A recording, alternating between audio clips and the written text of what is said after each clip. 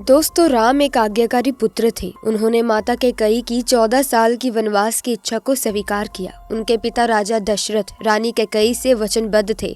राम ने रघुकुल रीत सदा चली आई, प्राण जाए पर वचन न जाए का पालन किया, राजपाट का त्याग किया और 14 साल के वनवास पर चले गए।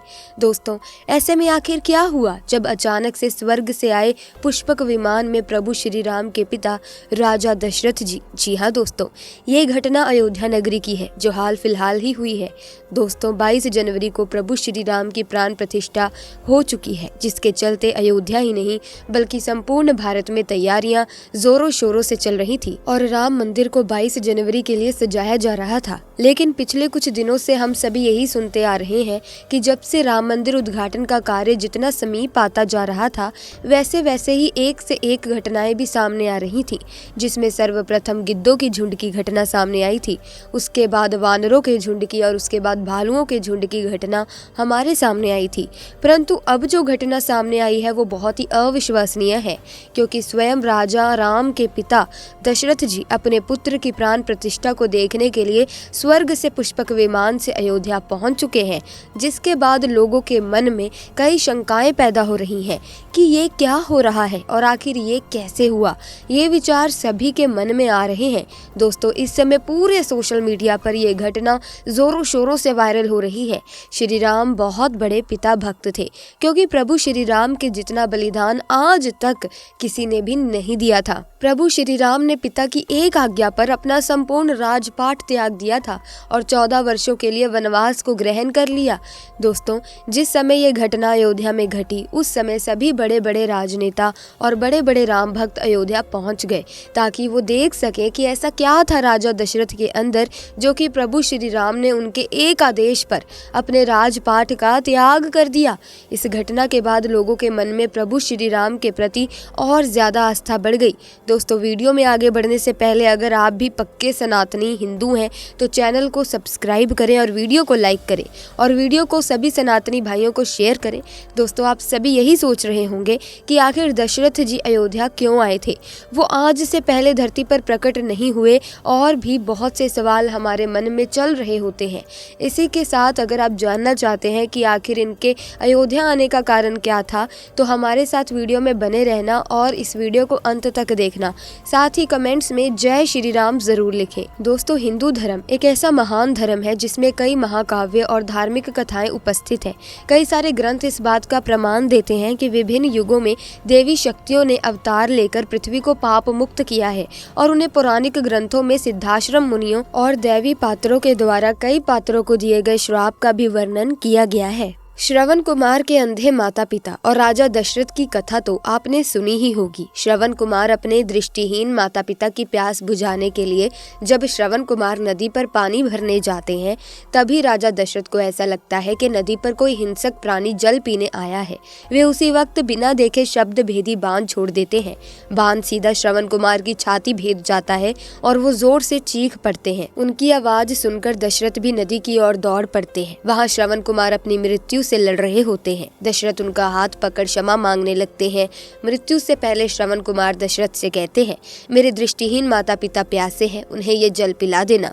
इतना कहकर श्रवण कुमार अपना देह त्याग देते हैं। राजा दशरथ श्रवण कुमार के पिता शांतनु और माता देवी ज्ञानवंती को सारी बात दुख और शोक के साथ कांपते हुए सुनाते हैं। अपने इकलौते बुढ़ापे के सहारे और जीवन से भी प्रिय पुत्र की मौत की खबर सुनकर देवी ज्ञानवंती उसी वक्त पर परलोक सिधार जाती है। दोस्तों, श्रवण कुमार के पिता शांतनु करुण रुदन करते हुए क्रोध अग्नि में जलने लगते हैं और अपराधी राजा दशरथ को ये श्राप देते हैं कि जिस प्रकार हमारी मृत्यु के समय हमारा इकलौता पुत्र हमारे पास नहीं है, उसी तरह जब तुम देह त्यागोगे तो तुम्हारा कोई भी पुत्र तुम्हारे पास नहीं होगा। और जिस प्रकार अपने पुत्र के वियोग में हम बूढ़े माँ बाप मृत्यु को प्राप्त हो रहे हैं, ठीक वैसे ही तुम्हारी मृत्यु भी पुत्र वियोग के कारण होगी। श्राप देने के पश्चात तुरंत शांतनु भी देह त्याग देते हैं। और जैसा कि हम सब जानते हैं कि कि भविष्य में राजा दशरथ अपने लाडले पुत्र राम के वनवास के समय मृत्यु को प्राप्त हुए हैं। उस समय लक्ष्मण भी राम के साथ वन में होते हैं तथा भरत और शत्रुघ्न अपने मामा के वहां गए हुए होते हैं। इस प्रकार आशीष शांतनु का श्राप सत्य साबित होता है। और दोस्तों, ऐसे ही रामायण से जुड़ी एक कथा प्रचलित है जो कि राजा दशरथ के मुकुट से जुड़ी है। इससे जुड़ी कथा के अनुसार राजा दशरथ अक्सर जब जंगल में भ्रमण करते थे तो अपनी पत्नी कैकई को भी साथ लेकर जाते थे। इसीलिए कई बार युद्ध के दौरान कैकई राजा दशरथ के साथ होती थी। एक बार की बात है जब राजा दशरथ और कैकई वन की ओर निकले जहां उनका सामना बाली से हुआ। इस दौरान बाली ने राजा दशरथ को युद्ध के लिए ललकार दिया। जोश में आकर राजा दशरथ ने युद्ध की चुनौती को स्वीकार कर लिया, परंतु वो ये भूल गए कि बाली को वरदान प्राप्त था कि जिस किसी पर भी बाली की दृष्टि पड़ेगी उसकी आधी शक्ति बाली के अंदर आ जाएगी। ये तो निश्चित था कि राजा दशरथ और बाली के बीच में से जीत बाली की होगी, और हुआ भी कुछ ऐसा ही। दोस्तों, जब राजा दशरथ के युद्ध में हार जाने पर बाली ने उनके आगे एक शर्त रखी थी कि रघुकुल की शान अपना मुकुट उन्हें सौंपना होगा। जिसके बाद राजा दशरथ अपना मुकुट बाली को देकर रानी कैकई के साथ वापस अयोध्या लौट गए। परंतु रानी कैकई इस बात से अत्यंत दुखी थी। उन्हें हर दिन राजा दशरथ के मुकुट की चिंता सताने लगी।